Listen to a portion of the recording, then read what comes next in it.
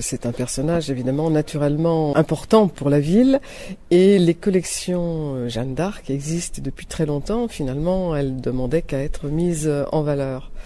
Avec les parcours de la ville qui ont été mis en place par le pôle Ville d'Art et d'Histoire, nous avons déjà là maintenant un ensemble tout à fait cohérent et historique sur l'importance de ce personnage à Orléans, puisque c'est elle qui a quand même bouté les Anglais hors de France.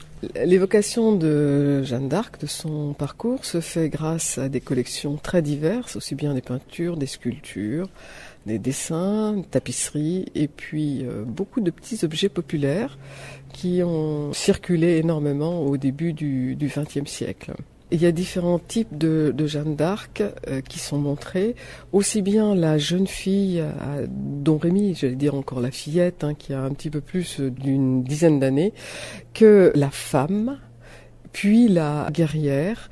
Et les artistes, avec leur sensibilité, ont su nous montrer qu'elle avait toutes ses facettes et que bien qu'aujourd'hui elle soit devenue un mythe, elle reste un être humain. Les fêtes joanniques ont beaucoup d'importance à Orléans parce qu'elles existent depuis Jeanne d'Arc, depuis 1430. Ce sont donc des fêtes qui se répètent d'année en année et il était intéressant de montrer aux visiteurs les aspects qu'elles pouvaient recouvrir.